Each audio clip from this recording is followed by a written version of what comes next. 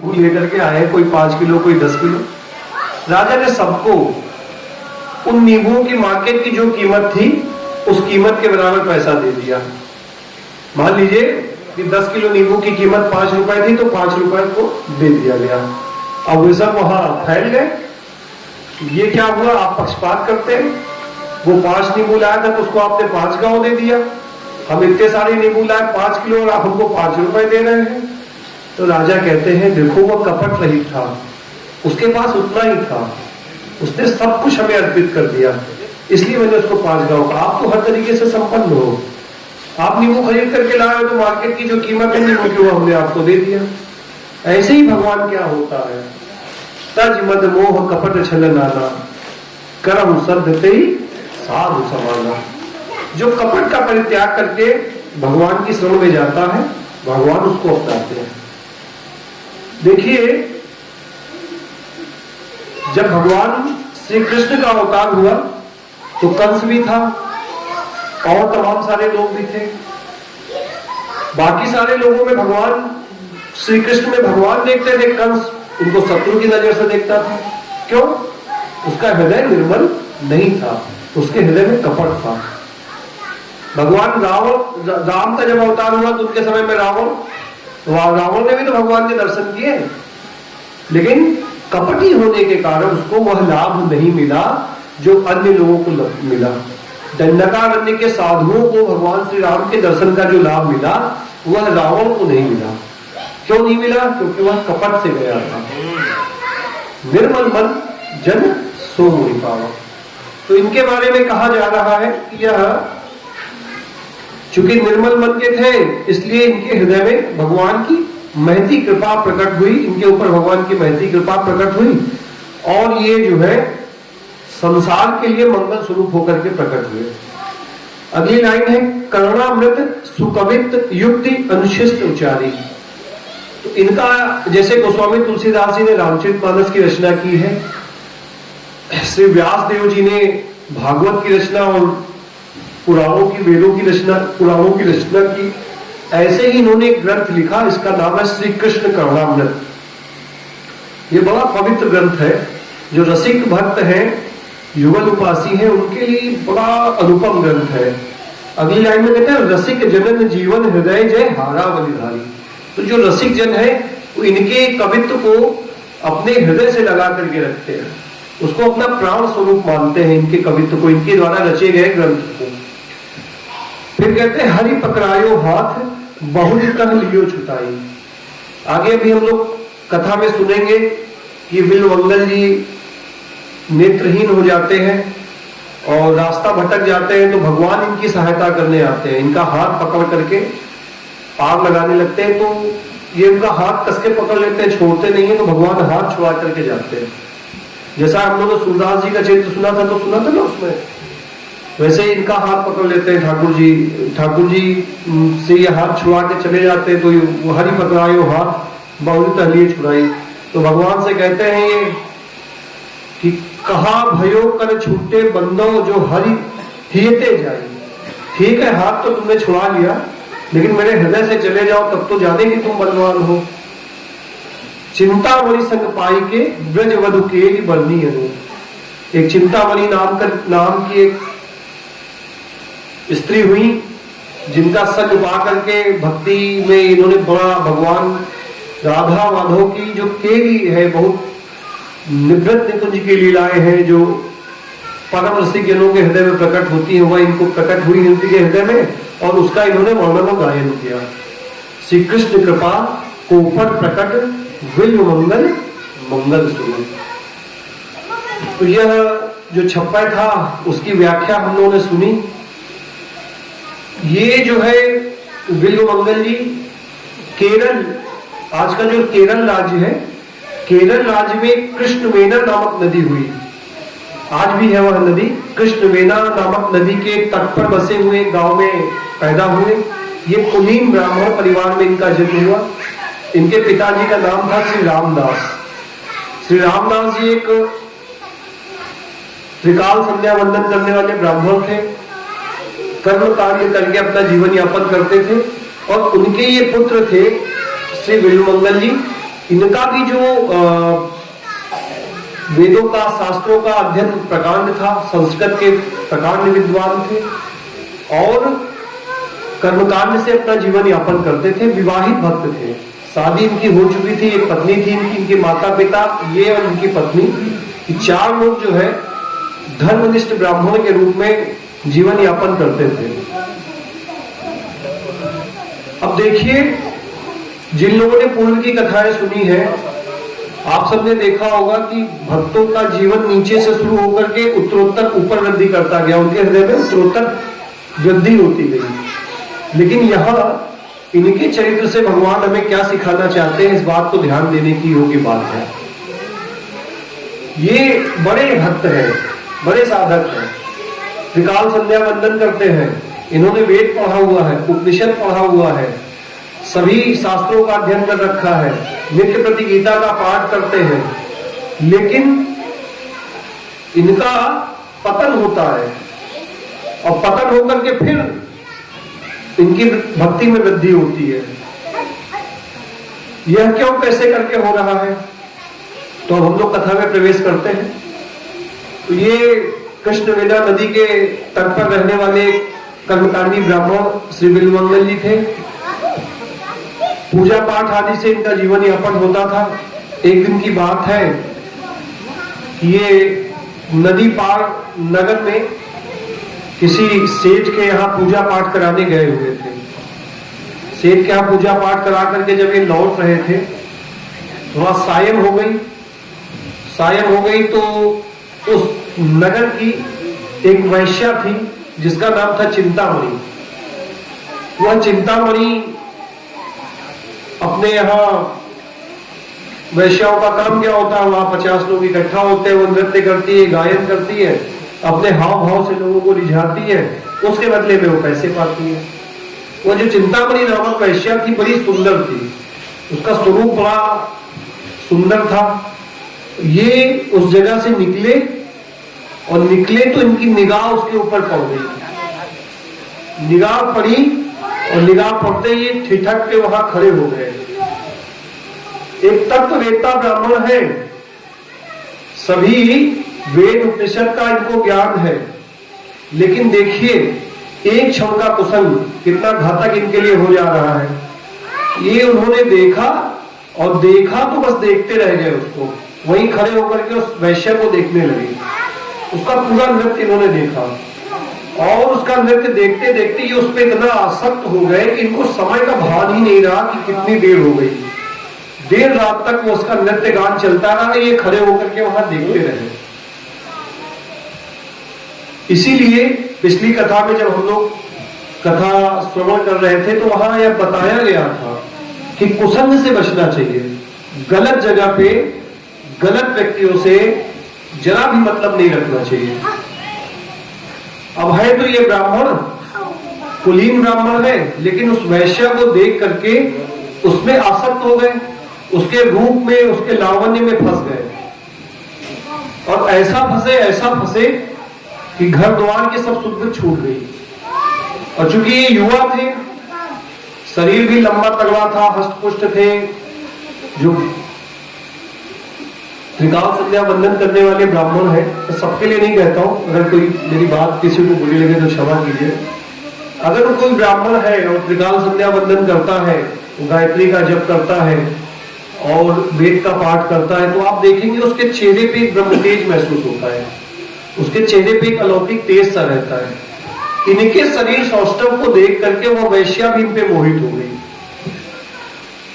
अब तो दोनों तरफ से जो नहीं होना था वह हुआ और ये उसके घोर कुसंग में फंस करके वैश्यागामी हो गए।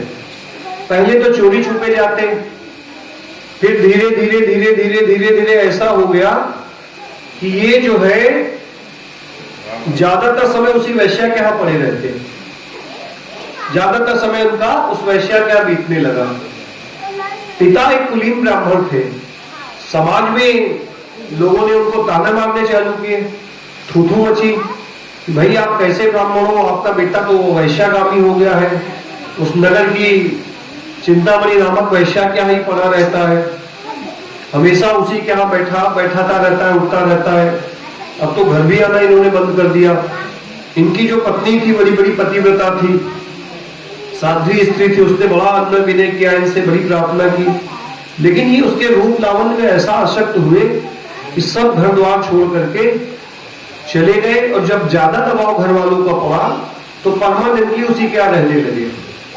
अच्छा, वो वैश्या भी देखिए, थी तो वैश्या, लेकिन उसका भी इनके प्रति ऐसा प्रेम जगा कि उसने भी जो दूसरों के लिए नृत्य गान आदि करती थी वह सब बंद कर दिया। वो सब बंद कर दिया और बंद करके ये दोनों एक दूसरे के प्रेम में ऐसा पागल से हो गए कि पूछिए नहीं। अब देखिए यहां पे बात आती है कि सारे वेद पुराण उपनिषद का ज्ञान होने के बाद भी ये इनका पतन क्यों कर हो गया? तो ये कुसंग का असर होता है। ये तो इस कलिकाल में प्रकट हुए। सतयुग में ऋषि हुए जिनका नाम था सौभरी मुनि। आप सब लोग में कभी ओंकारेश्वर महादेव के दर्शन करने कोई गया है? मंगलेश्वरम जगह है इंदौर के पास, इंदौर से आगे खंडवा नामक जिले में। तो वहां पे देखा होगा आपने, नर्मदा और कावेरी का संगम है। सौभरी मुनि, सतयुग की बात मैं आपको बता रहा हूं, सौभरी मुनि हुए। इनका इतना तपोबल अधिक था कि वह नर्मदा नदी के जल में, भीतर जल के अंदर नर्मदा जी बह गई हैं और जल के अंदर बैठ करके और प्राणायाम लगा करके और अपने प्राणों को रोक करके सैकड़ों वर्षों तक तपस्या करी। सैकड़ों वर्ष तक उन्होंने तपस्या करी। पानी के अंदर रहने से उनकी पूरी शरीर का मांस वगैरह सब गल गया। आप लोग कहेंगे कि भैया जिंदा कैसे रहे फिर महाराज जी, आप तो कोरी बात कह रहे हो। तो देखो भैया, सतयुग में हमारे प्राण हड्डियों में बसते थे और कलयुग में किसमें प्राण बसते हैं? अन्न में। अगर कोई अन्न न खाए कुछ दिनों तक तो उसका प्राण निकल जाएगा। लेकिन सतयुग में व्यक्ति की आयु 1 लाख वर्ष की होती थी और लोग 10-10 हजार वर्ष तक जो है बिना कुछ खाए पिए तपस्या करते थे। 10-10 हजार वर्षों तक तप करते थे बिना कुछ खाए पिए। तो सौभरी मुनि नदी के जल में अंदर बैठ करके अपना ध्यान करते थे। सैकड़ों वर्ष की तपस्या, पूरा शरीर जर्जर हो गया। इनको इस बात का भान तक नहीं था कि मेरी कितनी आयु बीत चुकी है। ये भगवान के ध्यान में निमग्न बैठे हुए थे। एक बार संयोग बस इनका आंख खुली तो इन्होंने क्या देखा कि एक नर मछली मादा मछली के साथ संग कर रही है। उस क्रिया को देख करके इनके हृदय में काम उत्पन्न हो गया। इनके हृदय में भी इच्छा हो गई कि हम भी जो है संसार बसाएं, गृहस्थ में हो और स्त्री का संग करें। बाहर निकले, वैसे ही पूरा शरीर जर्जर हो रखा है, जगह जगह पे काई जमी हुई है, वैसे ही निकले। उस क्षेत्र के राजा होते थे उस समय मानधाता राजा। उन्हीं राजा के वंश में आगे चल करके भगवान श्री राम का प्रकट हुआ। उसी में रघु हुए, रघु के वंश में भगवान राम हुए। तो राजा मानधाता के राज्य में पहुंचे, उनके राज दरबार में पहुंचे। सभी राज दरबार के लोग खड़े होकर के उनका स्वागत सत्कार किया, प्रणाम किया। यथा योग इनको आसन दिया गया। राजा ने अपने सिंहासन पे इनको बैठाया, बैठे, उनकी चरण वंदना की, पैर धुले, पूजा पाठ किया इनका। फिर हाथ जोड़ करके राजा ने प्रार्थना करी कि आज्ञा करें, क्या सेवा की जाए आपकी। तो बोले मुझे विवाह करना है। अच्छा, आपको विवाह करना है, ठीक है, क्या सेवा की जाए? बोले आपके 50 पुत्रियां हैं। राजा मानधाता के 50 बेटियां थी। बोले आपके 50 बेटियां हैं, उनमें से किसी एक के साथ हमारा विवाह करवा दीजिए। अब राजा धर्म संकट में फंस गए। ये तपनिष्ठ महात्मा है, इनको मना नहीं कर सकते। मना करेंगे तो ये नाराज होकर के श्राप दे देंगे। और ऐसे जर्जर महात्मा के साथ हमारी कौन सी बेटी शादी करने के लिए तैयार होगी? अपनी किस बेटी का हम गला काट दे जो इनके साथ विवाह कर दे? अस्थि पंजर इनका हो रखा है, हड्डी हड्डी बची है, कुछ बचा ही नहीं इनके शरीर में जो है। उन्होंने कहा, युक्ति निकाली कि महाराज हमारी 50 बेटियां हैं, मैं 50 बेटियों को बुलाता हूं, उसमें जो आपको पसंद करके आपके गले में वरमाला पहना देगी उससे मैं आपका विवाह कर दूंगा। अब ये तब का बल तो था ही। इन्होंने कहा अच्छा हमसे गणित लगा रहे हो बेटा, राजा से था तो मन में सोचा हमसे गणित लगा रहे हो। इन्होंने आंख बंद की और अपने तप के बल पे अपने आप को 18 साल का युवा बालक बना लिया, एकदम सुंदर हस्त पुष्ट। वो 50 बेटियां आई और 50 की 50 ने इनके गले में माला पहना दी। 50 लड़कियों से शादी करके 5000 संतानें उत्पन्न करी। कितनी? 5000। एक दिन नारद जी को इन पे दया आ गई, वो आए और उन्होंने इनको उपदेश किया। तब इनकी बुद्धि खुली कि अरे राम रे राम, मैं तो तप के बल पे तप करने वाला महात्मा, मैं कैसे कुसंग में फंस गया। तो एक क्षण का कुसंग, अगर इन्होंने उस मछली को ना देखा होता रति क्रीड़ा करते हुए तो शायद इनके हृदय में यह बात नहीं आती। इसलिए जो भी साधक है, जो भी युवा है, उनके लिए इस व्यासपीठ से यह निवेदन है कि भैया कुसंग से बचो। यह मोबाइल नामक जो बीमारी हम आपके सबके हाथों में आ गई है, इसका सदुपयोग करो, दुरुपयोग मत करो। रसिक आचार्य संतों की कथाएं, उनकी वाणियां सुनो। परम पूज्य श्री प्रेमानंद जी महाराज है, परम पूज्य श्री राजेंद्र दास जी महाराज है, परम पूज्य श्री राधा गोविंद गोस्वामी महाराज है। ऐसे रसिक आचार्यों की कथाएं इस मोबाइल में सुनो। कुसंग मत करो। कुसंग का बड़ा बुरा प्रभाव है। एक क्षण का कुसंग देखिए विल्व मंगल जी का पतन का कारण बन गया। एक क्षण का कुसंग सौवरी मुनि के पतन का कारण बन गया। भगवत गीता के दूसरे अध्याय में भगवान श्री कृष्ण कहते हैं संजात संगायते कामः। संग के दोष से काम का दोष लग जाता है। और जहां काम हृदय में आया तो आप चाहे जितने बड़े ज्ञानी हो, चाहे जितने बड़े आप जो है तपस्वी हो, चाहे जितना आपने वेद का अध्ययन कर रखा हो, महर्षि भर्तृहरि जी कहते हैं तावत महत्व पांडित्यम कुलीनत्वम विवेकिता यावत ज्वलित नागेशु हंतम पंचेशु पावतः। इसका अर्थ है तभी तक मनुष्य में पंडिताई, कुलीनता और विवेक है जब तक उसके अंगों में काम की अग्नि नहीं जलती। अगर हृदय में काम विकार जागृत हो गया तो आपका पतन निश्चित है। इसलिए एक स्त्री से विवाह करके उस स्त्री को अपना सर्वस्व अर्पित करना चाहिए और संसार की सभी स्त्रियों में मातृ और बहन का भाव रख करके उसके साथ संबंध रखना चाहिए। यह भारत की परम पवित्र कुलीन परंपरा है। इस परंपरा का निर्वहन हम सबको करना चाहिए। हम जैसा आदर अपनी बहन का करते हैं, जैसा आदर हम अपनी माता का करते हैं, ऐसा ही आदर और ऐसा ही सम्मान हमें समाज की हर स्त्री का करना चाहिए। आप बताइए स्त्रियों का अपमान करता कौन है? वो भी तो किसी के भाई होंगे, वो भी तो किसी के बेटे होंगे। समाज में ऐसी कुलीनता, भारतवर्ष जैसे इस देश में ऐसी कुलीनता।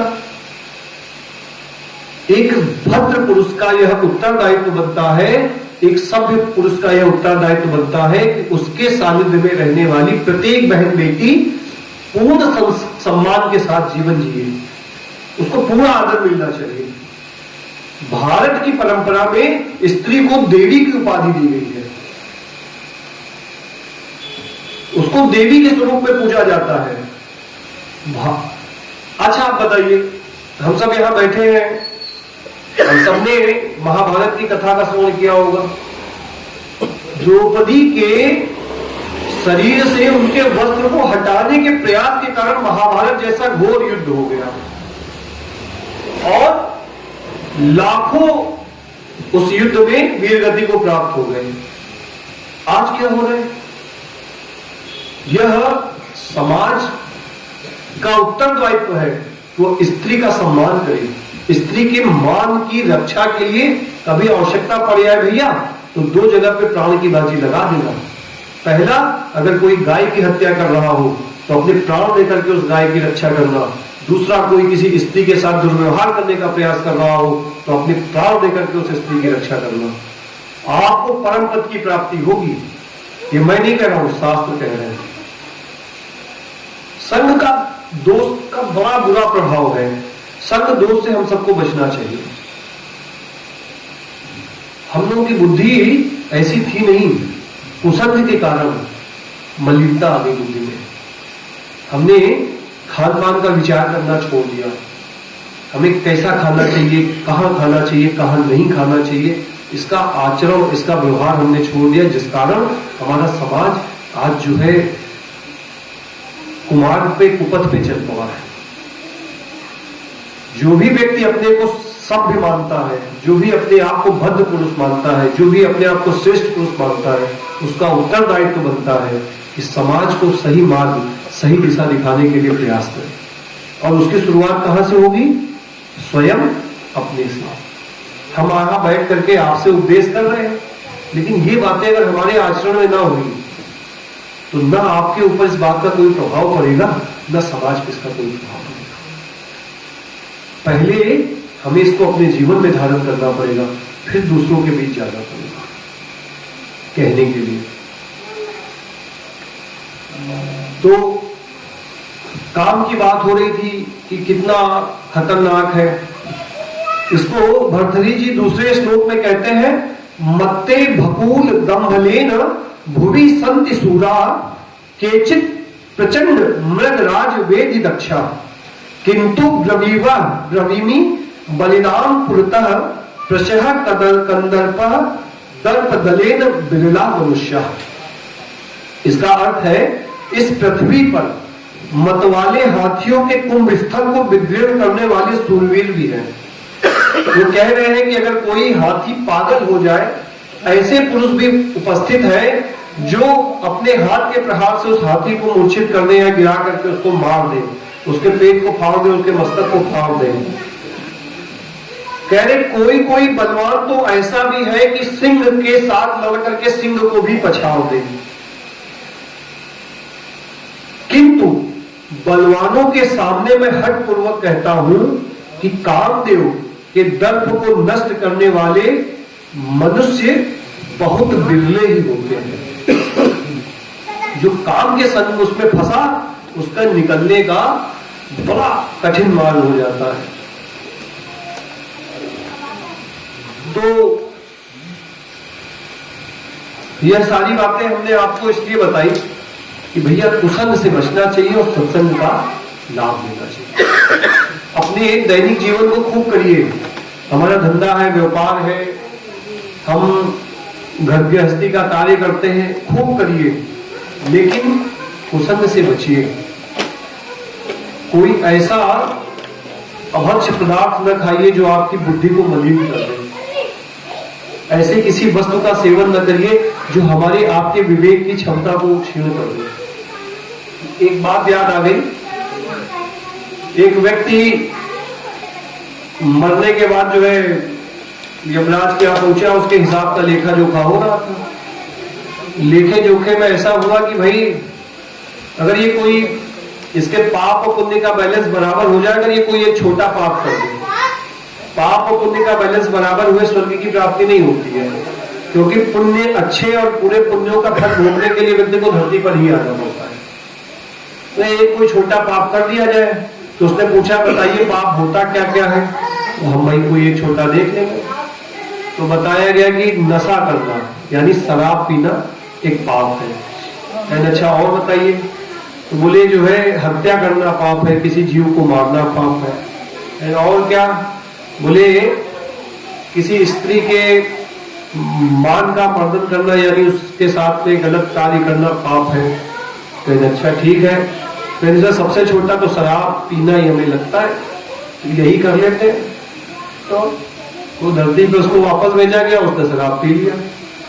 शराब के नशे में एक कोई बच्ची जा रही थी, उसके साथ उसने कुकर्म कर दिया, और कुकर्म करने के बाद उसको भय सताने लगा कि ये समाज में जाकर के बता देगी तो हम पकड़े जाएंगे। उस लड़की की हत्या भी कर दी। इसलिए भैया नशा सबसे बड़ा अपराध है, सबसे बड़ा पाप नशा। नशे से बचिए। नशा हमारी सोचने समझने की क्षमता को हर देता है। हम निर्णय नहीं ले पाते हैं कि क्या सही है और क्या गलत है, इसलिए नशे से बचना चाहिए। वापस आते हैं कथा में। श्री बिल्वमंगल जी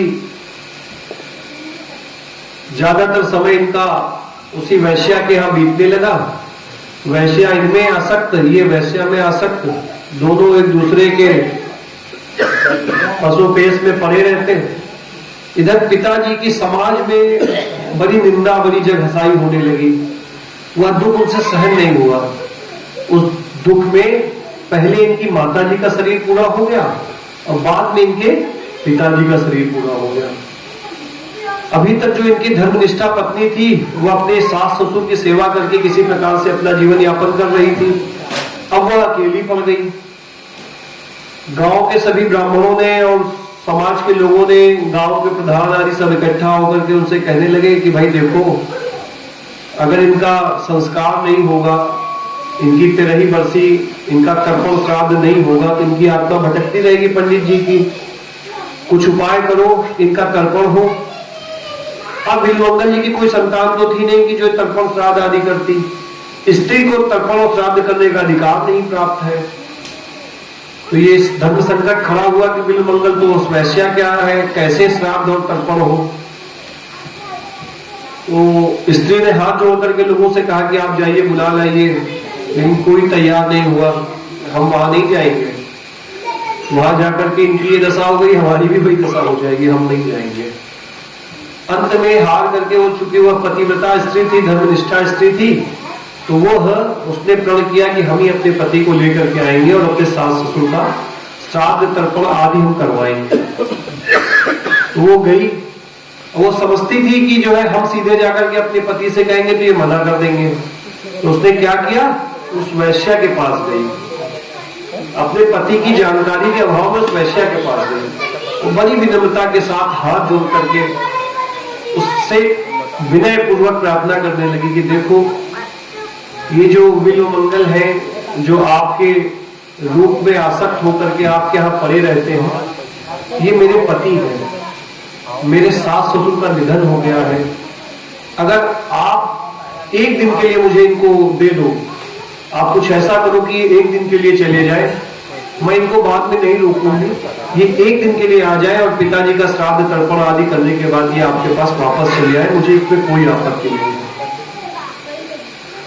अब देखिए लीला कहां से चालू हो रही ठाकुर जी की, दिशा बदलने का कहां से जुगाड़ भगवान कर रहे हैं। भगवान भगवद गीता में कहते हैं, न में भक्ता प्रणश्यति, मेरे भक्त का कभी पतन नहीं होता। वो गिर सकता है, कभी आपको देखने में लगता है कि यह तो कुमार्ग पे चल निकला, लेकिन भगवान अंतोगत उसका हाथ पकड़ करके बाहर निकाल लेते हैं। इनकी पतिव्रता स्त्री के को देख करके उससे चिंतामणि नामक वैश्या का हृदय परिवर्तित हो गया। उसके हृदय में करुणा आ गई, उसके हृदय में दया आ गई। उसने कहा ठीक है बहन, तुम जाओ, हम इन्हें भेज देंगे। और उसने इनको समझा बुझा करके तैयार कर लिया कि आप अपने गांव जाकर के अपने पिताजी का, माताजी का श्राद्ध तर्पण आदि करो। इन्होंने कहा देखो, मेरा तो कोई है नहीं, न मेरी माँ थी, न मेरा कोई बाप, न मेरी कोई पत्नी, मेरी जो कुछ हो बस तुम ही हो, मैं तुमको छोड़ करके नहीं जाऊंगा। लेकिन फिर भी उन्होंने समझाया। तो चूंकि उसमें इनकी आसक्ति थी, उसमें इनका प्रेम था, तो प्रेमी की बात जो है प्रेमास्पद मान लेता है। इसने मान ली और अपने माता पिता का श्राद्ध और तर्पण करने के लिए तैयार हो गए। नदी पार करके अपने गांव में आ गए, क्षौर कर्म करवाया, बाल छिलवाए और माता पिता का श्राद्ध तर्पण किया, ब्राह्मणों को भोजन कराया, ब्राह्मणों की दक्षिणा विदा की। ये सब करते कराते शाम हो गई इनको। अभी तक तो ये जैसे तैसे कर रहे थे और जैसे जैसे शाम हो रही है वैसे वैसे इनके हृदय में व्याकुलता बढ़ती जा रही है। चिंतामणि से मिलने के लिए व्याकुल होने लगे, एकदम बेचैन होने लगे। जल्दी करे जल्दी करे जल्दी करे। यथाशीघ्र शीघ्र जल्दी जल्दी इन्होंने सारा कुछ निपटाया। अभी जो समय चल रहा है ये पितरपक्ष का चल रहा है, वो समय भी पितरपक्ष का था। पितरपक्ष भादों के महीने में पड़ता है, सावन के बाद भादव आता है ना। भादों के महीने में अक्सर मूसलाधार बारिश होती है। इनके यहाँ भी भयानक बारिश चल रही थी उस समय, और जो कृष्णवेणा नदी थी उसमें बाढ़ आई हुई थी। और चूंकि शाम इनको हो गई पूजा पाठ करते करते, तो जो नाव में नाविक था, नाव रहती थी घाट पे जो लोगों को इस पार से उस पार ले जाने का काम करती थी, वो नाव लेकर के नाविक अपने अपने घर चले गए, क्योंकि रात हो गई थी। रात में तो कोई नदी पार करता नहीं था और बाढ़ भी नाव में आई हुई थी। नाविकों को भी डर था कि हमारी नाव बह जाएगी, तो उन्होंने घाट नाव को अपना जैसे तैसे ऊपर खींचा, खूंटे में बांधा, सब अपने अपने घर चले गए। और ये इधर बेचैन हो रहे हैं। इनकी स्त्री जो कि पतिव्रता थी, उसने देखा कि ये किसी भी तरीके से मानने को तैयार नहीं है। उसने भी ये सोचा कि अब इस शरीर को रख के क्या फायदा, भाई अभी तक तो मैं सास ससुर की सेवा के लिए जीवित थी, मेरे पति ने तो मेरा त्याग कर दिया है, अब मैं शरीर को रख करके क्या करूं। वो ये भी भागे घर छोड़ करके, और वो भी इनके पीछे पीछे निकली, और वो आकर के नदी में छलांग लगा दिया उसने। और ये आए, इन्होंने कुछ देर तो नाव ढूंढी घाट पे, इस घाट तो घाट नाव ढूंढते रहे, इनको नाव मिली नहीं। और ये इतना ज्यादा विकल हो गए उस वैश्य से मिलने के लिए, इन्होंने ये सोचा कि मैं नदी में तैर करके नदी को पार कर जाऊं। नदी को तैर के पार करूंगा तो संभवतः मैं वहां तक पहुंच जाऊं, और अगर मैं इस पार ही रह गया तो स्त्री के वियोग में ही मैं मर जाऊंगा। देखिए कितनी आसक्ति बढ़ गई है इनकी जो है। ये सोच करके इन्होंने नदी में छलांग लगा दी। अब ये तो तैरना जानते थे, इनकी पत्नी को तैरना नहीं आता था, वो तो डूबी और डूब करके मर गई। आप सब जानते हैं कि जब मर जाता है शरीर, उसमें पानी भर जाए तो शरीर ऊपर तैरने लगता है। ये थोड़ी दूर तक तो तैरते रहे, लगभग आधी नदी तैर करके पार की होगी, लेकिन बहाव बहुत तेज था, थक गए एकदम, अब बहने लगे। देखिए पतिव्रता स्त्री की कितना वो होता है। उसी समय वो जो इनकी स्त्री डूब करके मरी थी, उसका शरीर तैरते हुए आ गया सामने, और इनकी मति कितनी मारी गई है। इन्होंने सोचा कि वो जो वैश्या है वो भी मुझसे मिलने के लिए तड़प रही थी, उसने मेरे लिए कोई नाव भेज दी है। इनकी स्त्री का शरीर है, मृतक शरीर है, मुर्दा है, उसको ये नाव समझ रहे हैं, और उसका सहारा लेकर के, जैसे कहते हैं डूबते को तिनके का सहारा, उसका सहारा लेकर के ये जैसे तैसे नदी पार कर गए। अब रात हो ही चुकी थी, और उधर जो है नदी को पार करने की जद्दोजहद में एक प्रहर रात और बीत गई। वहां पहुंचे तो वैसे अपना दरवाजा बंद करके सो चुकी थी। अब ये सोच रहे हैं कि हम दरवाजा खटखटाएंगे तो आस पड़ोस के लोग भी जग जाएंगे। इनके अंदर बिल्कुल बेचैनी हो रखी है, कैसे करके मैं उसको देख लूं, कैसे करके उससे मिल लूं। तो ये घूम करके घर के पीछे गए, तो इनको जैसे लगा कि कोई घर के पीछे रस्सी लटक रही है। फिर देखिए इनकी बुद्धि, ये सोच रहे हैं कि ये हमारी जो प्रेमिका है उसने रस्सी लटका रखी है जिसको पकड़ के मैं आ सकूं, जबकि वो क्या था, वह एक बड़ा अजगर सांप था। उस सांप को पकड़ करके ये छत पे चढ़ गए। जब काम सताता है भैया ना, तो व्यक्ति की यही दशा हो जाती है, उसको कुछ सूझता नहीं है। इसीलिए समाज में बलात्कार जैसे जघन्य अपराध हो जाते हैं।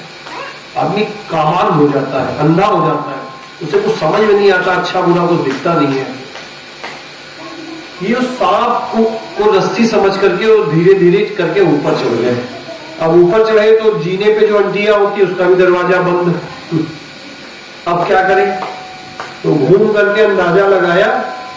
पुराने गांव में जो है आजकल तो पक्की नालियां बन गई है, पाइप डालते हैं और पानी सब बाहर निकल जाता है।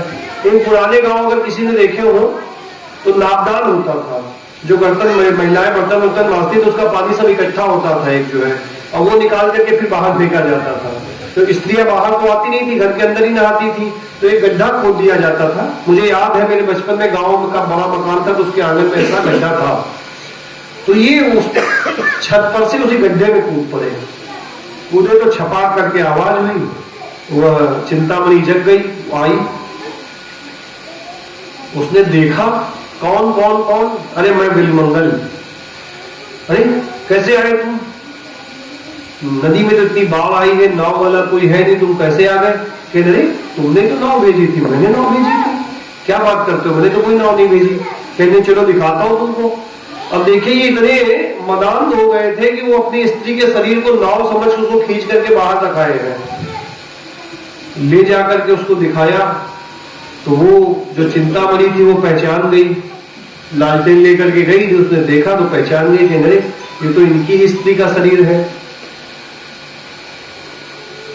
तो कहीं छत पे कैसे चढ़े, तो कहीं तुमने रस्सी लटकाई थी, जाके देखा तो वहां सांप। फिर वो इनको बहुत धिक्कारती है, खूब धिक्कारती है इनको, कहती है धिक्कार है तुम्हारे जीवन पे, जितना तुमने मुझसे आसक्ति की, अगर ऐसी आसक्ति तुमने भगवान से की होती तो शायद तुम भगवान को प्राप्त कर लेते। तुम इस हाड़ मांस के पुतले से आसक्त हो गए। हाँ, इस मलमूत्र के भांड से, भांड कहते हैं बर्तन को। अब देखिए स्त्री का शरीर हो चाहे पुरुष का शरीर हो, मुख से थूक निकलता है, मलमूत्र का परित्याग करते हैं, है तो मलमूत्र का भांड ही नहीं, वो समझा रही है इनको, उसका तत्व ज्ञान हो गया।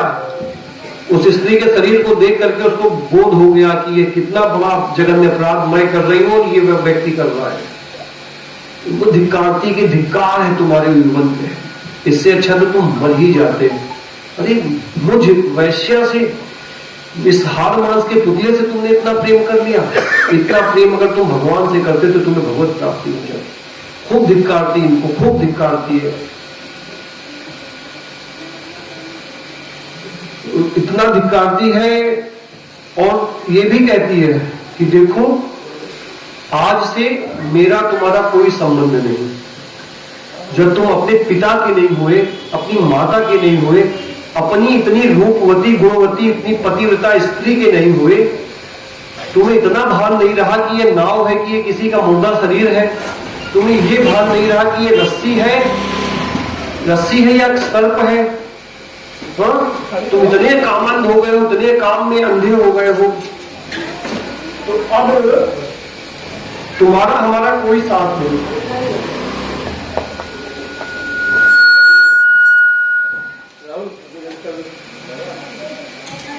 आज के बाद मेरा तुम्हारा कोई संबंध नहीं, मैं आज से अभी से अपने इस गंदे कार्य को तिलांजलि देती हूं। आज से मैं भगवान की शरणागति ग्रहण करती हूं, भगवान की शरण लेकर के मैं आज से भगवान का भजन करूंगी। और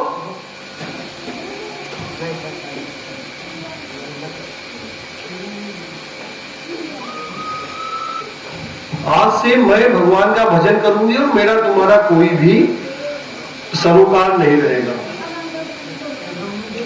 ये सारा कैसे हो रहा है बताइए, क्यों कर हो रहा है? यह बिल्व मंगल जी की जो सती स्त्री थी उसके सतीत्व के प्रभाव से हो रहा है, उस नारी के दर्शन के प्रभाव से सारा कुछ हो रहा है। एक वैश्या का मन बदल गया, सती का बड़ा प्रभाव होता है। आप लोगों ने एक कथा सुनी होगी, एक सती अनसुईया हुई, एक अत्रि मुनि थे, अत्रि मुनि की पत्नी थी सती अनसुईया। सती अनसुईया इतना उनका प्रतिव्रत था कि उनके प्रतिव्रत से ब्रह्माणी, माता लक्ष्मी और मां पार्वती को भी ईर्ष्या हो गई कि इतनी सती है स्त्री, इनका इतना ऊंचा, उनके सतीत्व के नाते उनका इतना ऊंचा स्थान हो गया कि देवताओं में भी उनका मतलब आदर से नाम लिया जाने लगा, उनको देवतुल्य माना जाने लगा। अनसुई सती अनसुईया माता को, बहन जितनी माताएं बैठी उन्होंने सुना होगा अनसुईया माता की कथा खूब चलती है। एक बार यह जो ब्रह्माणी थी और पार्वती और इन्होंने सबने अपने पतियों से कहा कि आप जाइए उनकी परीक्षा लेकर के आइए। महादेव ने, विष्णु जी ने, ब्रह्मा जी ने मना किया कि देखो तुम गलत कर रही हो, उनको वहां मत भेजो, वह परम पवित्र स्त्री है, पतिव्रता है, उसके यहाँ जाएंगे तो कुछ गड़बड़ हो जाएगी, हमें मत भेजो। उनका नहीं आप जाइए उनकी परीक्षा लीजिए। सब कहते हैं बड़ी पतिव्रता है, आप जाकर के उनकी परीक्षा लीजिए। अत्रि मुनि अपने भजन साधन में बैठे हुए थे, घर पे उनकी स्त्री सती अनसुईया माता बैठी थी। ये तीनों लोग साधु का वेश बना करके पहुंचे, साधु का वेश बना करके पहुंचे और पहुंच करके भिक्षाम देही तो सती अनसुईया माता ने जो भी उनके पास फल फूल इत्यादि थे भिक्षा पात्र में लिया और लेकर के आई। तो बोले कि मैं ऐसे भिक्षा ग्रहण नहीं करूंगा। तो बोले फिर? बोले आपको अगर हमें भिक्षा करानी है तो हम लोग सन्यासी हैं और शरीर पे अगर किसी के वस्त्र होते हैं तो उनके हाथ की भिक्षा हम नहीं लेते हैं। आपको हमें भिक्षा करानी है तो आपको अपने सभी वस्त्र उतारने पड़ेंगे और फिर हमें भिक्षा कराइए। अनसुईया माता सोच में पड़ गई। उन्होंने आसन लगाया, बोले आप विराजिए, मैं अभी आती हूं। अत्रि मुनि के पास गई। यह पतिदेव, एक ऐसा धर्म संकट आ गया है, 3 सन्यासी द्वार पर आए हुए हैं और वे ऐसी हट कर रहे हैं कि हम भिक्षा तब लेंगे जब आप बिना वस्त्र के हमको भिक्षा दोगी। तो अत्रि मुनि ने कहा तो फिर इसमें क्या कठिनाई है, आप उनको भिक्षा दीजिए, भिक्षा कराइए।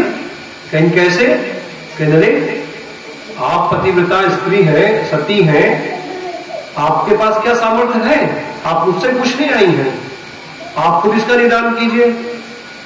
सती अनसुईया माता मुस्कुराई, आई, बोले ठीक है, आपकी शर्त हमें मंजूर है, मैं आपको भोजन कराऊंगी, आपको भिक्षा दूंगी और बिना वस्त्र के दूंगी, लेकिन मेरे अनुसार आपको भिक्षा ग्रहण करनी पड़ेगी। उन्होंने कहा ठीक है।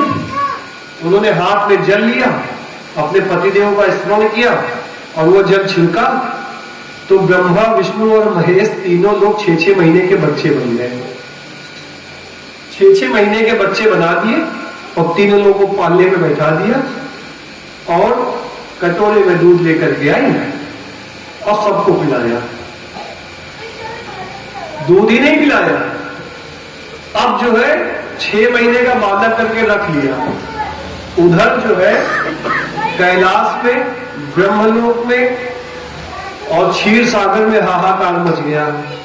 तीनों त्रिदेव गायब। ये इनके यहां झूला झूल रहे 6-6 महीने के बालक बन करके। कई महीने बीत गए। अब जब परेशान हुई माता लक्ष्मी, पतिदेव कहां गए, पार्वती जी परेशान हुई, पतिदेव कहां गए, तो वो जो है अत्रि मुनि के आश्रम में आई। अनसुईया माता से अन्न विनय करने लगी। तो माता ने कहा कि भाई हम क्या करें, अभी हमारे बालक बन गए हैं, हम इनकी सेवा कर रहे हैं, ये यही रहेंगे। बहुत प्रार्थना किया, बहुत अन्न विनय किया, अपने अपराधों के लिए क्षमा मांगी, गलती हो गई, हम आपकी परीक्षा लेने के लिए भेज दिए। तब उन्होंने उनको वापस उनके स्वरूप में किया और वो लोग वहां से अनसुईया माता को प्रणाम करके विदा हुए। तो यह सती स्त्री का संबल है, उसका बल है। तो बिल्वमंगल जी की जो सती स्त्री थी, उसके प्रभाव से चिंतामणि नामक वैश्या का हृदय परिवर्तित हो गया। अब देखिए, यह बात थोड़ा जानने योग्य है कि ये बिल्वमंगल जी कौन थे और क्यों कर इनका पतन हुआ। यह चिंतामणि कौन थी, क्यों कर इनका पतन हुआ। अच्छा भैया एक बात बताओ, जो लोग माता जी लोग कथा सुन रहे हैं, समझ में आ रही बात? तो ऐसा तो नहीं लग रहा है कि यहां से वहां चले जा रहे हैं। थोड़ा कथा का क्रम है, तो इनका जो है, इनके बारे में जानने के लिए हमें पूर्व जन्म की इनकी कथा को श्रवण करना पड़ेगा। ये बिल्वमंगल जी जो थे, ये पूर्व जन्म में एक सन्यासी थे। त्रिदंडी सन्यासी होते हैं ना, आप लोगों ने देखे, त्रिदंड लेकर के सन्यासी चलते हैं। एक त्रिदंडी सन्यासी थे और जो ये चिंतामणि नामक वैश्या थी, ये उस राज्य में, जिस राज्य में ये सन्यासी जी रहते थे, उस राज्य के राजा की राजकुमारी थी। यह राजकुमारी बड़ी कुलीन थी, भगवत भक्ता थी, जन्म से ही भगवान के भजन साधन किया करती थी, भक्ति किया करती थी। और सन्यासी जी भी परम वितरागी, परम सन्यासी थे। यह कन्या जो है अल्प आयु थी, इसकी बहुत ज्यादा से ज्यादा 15-16 साल की आयु थी। तभी इसका जो है शरीर पूरा हो गया, इसकी मृत्यु हो गई। तो चूंकि अपने सनातन समाज में एक नियम है कि अगर स्त्री की शादी नहीं हुई है तो उसको जलाया नहीं जाता, उसको दफनाया जाता है। क्योंकि राजा की पुत्री थी, राजकुमारी थी, तो तो ये राजा ने क्या किया कि जो भी, राजा इससे बड़ा प्रेम करते थे, तो जो भी जेवर इस कन्या के विवाह के लिए उन्होंने बनवाए हुए थे, वे सारे के सारे जेवर आभूषण इसको पहना दिए, खूब वस्त्र आभूषण पहना करके, और फिर इसको समाधि दी गई बच्ची को। और जिस जगह समाधि दी गई, जंगल में एकांत में राजा ने समाधि दिलवाई, वहां ये सन्यासी महापुरुष बैठ करके तप कर रहे थे। तो जब राजा और राजा के सिपाही लोग आए और कब्र खोदी जाने लगी, वो समाधि खोदी जाने लगी, तो इनका ध्यान उल्टा, इन्होंने देखा कि एक कन्या है, उसके शरीर पे वस्त्र, खूब ढेर सारे आभूषण है, जेवर, हीरे जवाहरात, माणिक, पुखराज सब है, पहना करके उसको जो है दफनाया जा रहा है। तो इनके मन में एक विकार आया। विकार ये आया कि कुछ दिनों बाद इनके गुरुजी का जन्मोत्सव था। सन्यासियों की परंपरा में अपने गुरुओं की जन्म तिथि और उनकी निर्वाण तिथि को धूमधाम से मनाने का, संतों के लिए भंडारा आदि करने का प्रथा है, विधान आज भी चलता है। जैसे दास के पूज्य गुरुदेव जो है, उनका आषाढ़ मास शुक्ल पक्ष की द्वितीय तिथि के दिन उनका जन्मदिन होता है, जिस दिन भगवान जगन्नाथ की रथ यात्रा होती है पुरी में। जो सामर्थ्य बनती है दास, वैसी उनका व्यास पूजा करता है और साधु संतों के लिए या भक्तों के लिए भंडारा आदि करता है। वो सन्यासी पुरुष जो थे, उनके गुरुजी का तिरुभाव दिवस या प्राकट्य उत्सव होना था, उसका उनको भंडारा करना था। और ये तो सन्यासी, धन पैसा इनके पास कुछ था नहीं। इन्होंने सोचा यह कन्या को दफना करके राजा चले जा रहे हैं, इसके शरीर पे जो ये आभूषण ऐसे पड़े रहेंगे अंदर, इससे अच्छा है कि मैं इन आभूषणों को निकाल लूं और निकाल करके इससे मैं भंडारा कर दूं, गौदान कर दूं और यज्ञ तप आदि में लगा दूं। तो इन्होंने इंतजार किया। जब राजा और राजा के सिपाही चले गए, तो इन्होंने कब्र को खोदा और खोद करके उस स्त्री के, उस कन्या के शरीर से उस आभूषणों को निकालने का प्रयास किया। तो जब जो है इन्होंने यह प्रयत्न किया, तो वह कन्या, चूंकि वह भक्ता थी और भजन का जो बल होता है उसका प्रभाव था, वह रोक दे, ठहरो, आप ये क्या कर रहे हो? मैंने अपना पूरा जीवन जो है इस शरीर को किसी को छूने नहीं दिया, और यह मेरा अंतिम जीवन है। इस शरीर की समाप्त होने के पश्चात मुझे भगवत धाम जाना है। अगर आप इसको छू लोगे तो आपका भी व्रत नष्ट होगा और मेरा भी व्रत नष्ट होगा, आपका भी धर्म जाएगा, क्योंकि सन्यासी को स्त्री का शरीर छूना नहीं चाहिए। छूना तो दूर, शास्त्र की मर्यादा यह है कि सन्यासी को किसी स्त्री का मुख भी नहीं देखना चाहिए। और आप अपनी मर्यादा भंग करेंगे, आपका भी पतन होगा, और आप अगर मुझे छू लेंगे तो मुझे भी फिर इस जन्म मृत्यु जरा व्याधि के चक्र में पड़ना पड़ेगा, फिर से मुझे भटकना पड़ेगा। तो आप ऐसा मत करें। तो सन्यासी जी ने कहा, देखो बेटा, मैं आप में बेटी का भाव रखता हूं, मेरा हृदय बिल्कुल निर्मल है, बिल्कुल पवित्र है, मैं किसी गलत चेष्टा से आपके शरीर को छूने का प्रयास नहीं कर रहा हूं। मुझे तो आपके शरीर पे जो वस्त्र आभूषण है, ये आभूषण ही चाहिए, इसको बेच करके मैं अपने गुरु महाराज का उत्सव करूंगा। तो कन्या ने कहा कि देखिए, मैं आपसे पुनः निवेदन करती हूं कि आप मेरा शरीर मत छूइए, इसको छूने से हम दोनों का नुकसान होना है। अब चूंकि महात्मा जी के हृदय में अपने गुरु की सेवा का भाव था, और उस स्त्री को अपना मतलब रक्षण करना, सत्य तो बचाना था लड़की को। वो मना करती रही, लेकिन ये नहीं माने। इन्होंने क्या किया, इन्होंने उसके शरीर से आभूषण उतार लिए, और जब ये आभूषण उतारने लगे तो इनका हाथ उसके शरीर पे छू गया।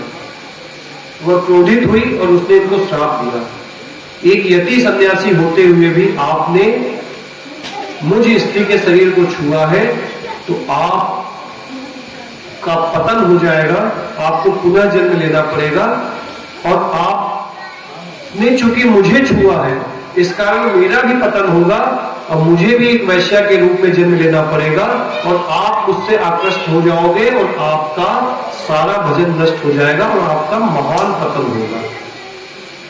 यह उस कन्या ने इनको श्राप दिया। और चूंकि इन्होंने उसके शरीर को छुआ था, इस वजह से उसका भी पतन हुआ। वही कन्या यह चिंतामणि के रूप में प्रकट हुई और वही जो यति सन्यासी थे वह बिल्व मंगल जी के रूप में प्रकट हुए। अब भगवत प्रेरणा से, भगवत भावना से इनके हृदय में यह बात आ गई कि भाई हमने पूर्व जन्म में यह गलती की थी जिसकी वजह से हमें यह हुआ, हमारा पतन हुआ। अब हमको भगवान में आसक्त होकर के भजन करना चाहिए। और उस कन्या ने इनसे कहा कि मैं तो प्रातः काल जो है यह सब कुछ छोड़ करके हरिद्वार चली जाऊंगी और आप भी अपना देख लो आपको क्या करना है। इनके भी ज्ञान चक्षु खुले, इनका भी हृदय पश्चाताप की अग्नि में जलने लगा और इनको भी बड़ा दुख हुआ।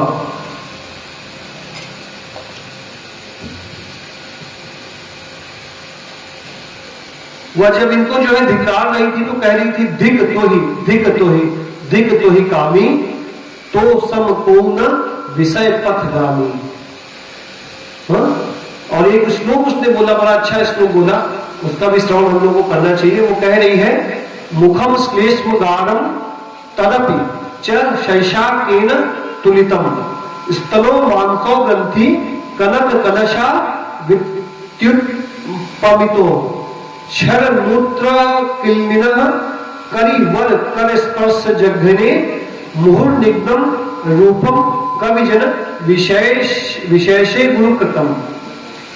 तो वह स्त्री कहती है इनसे, बिल्व मंगल जी से, कि तुम्हें धिक्कार है, यह मुख जो कफ का और थूक का घर है, तुम इसके प्रति आसक्त हो। ये मुख की तुलना चंद्रमा से करते हैं। यह जो मेरी स्तन है ये मांस के लोथड़े हैं। इसको लोग कैसी कैसी उपमा देते हैं। हमारी योनि जो है वह मूत्र का द्वार है, मल का द्वार है, इसमें आसक्त हुए हो। इस तरीके से इनको बहुत धिक्कारती है। फिर वो कहती है कि अगर अपने और मेरे जीवन को सिद्ध करना है तो भगवान की भक्ति करो। कहती श्रुति सिद्धांत नीक तहि जाना सोई कवि कोविद सोई रणधीरा जो छल छाड़ी भजहि रघुवीरा। भगवान की भक्ति करने एकमात्र से हमारा और तुम्हारा कल्याण है। वो कहेंगी मैं तो प्रातः काल श्री हरिद्वार की यात्रा करूंगी और तुम भी जो है वह करो। इनका हृदय एकदम पवित्र हो गया उसकी बातों से। इनका मन, चूंकि इनको पूर्व जन्म की याद आ गई, तो इन्होंने कहा कि तुम्हें तुम जो करोगी, हम अभी से ठाकुर जी की उपासना करेंगे। और फिर उस वैश्य ने जो अपने हाव भाव से संसार को, जगत को रिझाती थी, उसने अपनी वीणा उठाई और इन्होंने अपना मृदंग उठाया और लोग ये भजन गाने लगे। युगल किशोर हमारे ठाकुर, युगल किशोर हमारे ठाकुर, सदा सर्वदा हम हैं उनके, सदा सर्वदा हम हैं उनके, जन्म जन्म घर जाए जाकर, जन्म जन्म घर जाए जाकर, युगल किशोर हमारे ठाकुर, युगल किशोर हमारे ठाकुर, चूक परे परिहर कबहू, चूक परे हरिहर कबहू, चूक परे परिहर कबहू, चूक परे हरिहर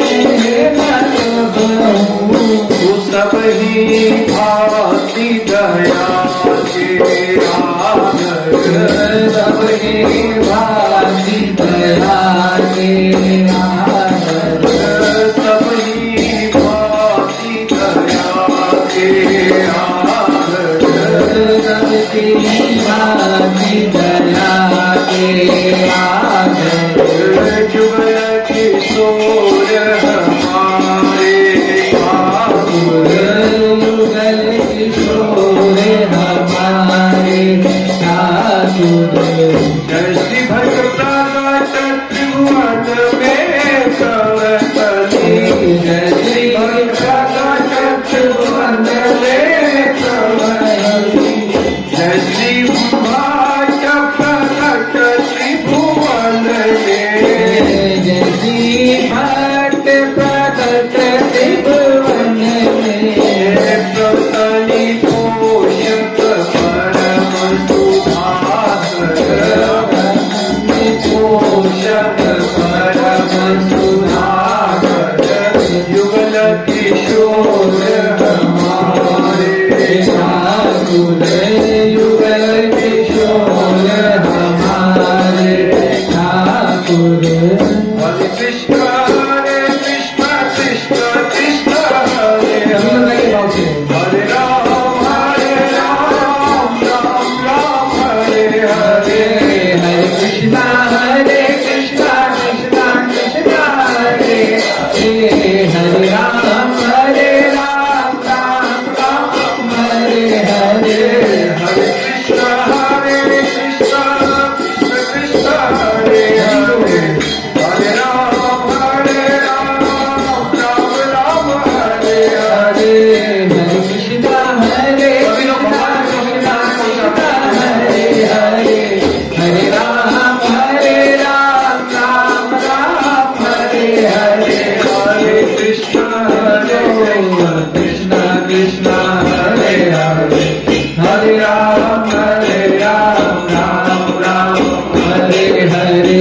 हरे कृष्णा कृष्णा कृष्णा हरे हरे। हरे राम राम राम हरे हरे। हरे कृष्ण कृष्ण कृष्ण हरे हरे, हरे राम राम हरे हरे। हरे कृष्णा कृष्णा कृष्णा कृष्णा हरे हरे।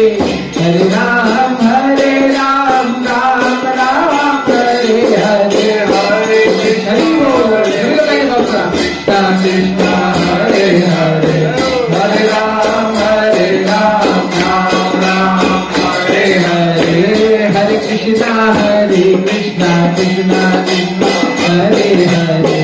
हरे राम राम हरे हरे। हरे कृष्ण कृष्ण कृष्ण हरे हरे, हरे राम राम हरे हरे। हरे कृष्णा कृष्णा कृष्णा कृष्णा हरे हरे। हरे राम राम हरे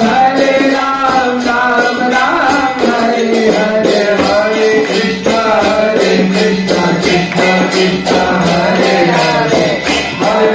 राम हरे हरे। हरे कृष्णा कृष्णा कृष्णा हरे हरे।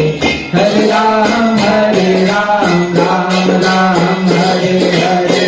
हरे कृष्णा कृष्णा कृष्णा हरे हरे। हरे राम राम हरे। हरे कृष्णा कृष्णा कृष्णा हरे हरे। हरे राम राम हरे हरे। हरि बोल हरे हरे। हरे राम राम हरे हरे। हरे कृष्णा कृष्णा कृष्णा हरे हरे। हरे राम राम हरे हरे। राधे राधे राधे राधे राधे राधे राधे। राधे राधे राधे राधे राधे राधे बोलिए सभी लोग, राधे राधे राधे राधे राधे राधे राधे। राधे राधे राधे राधे राधे राधे राधे।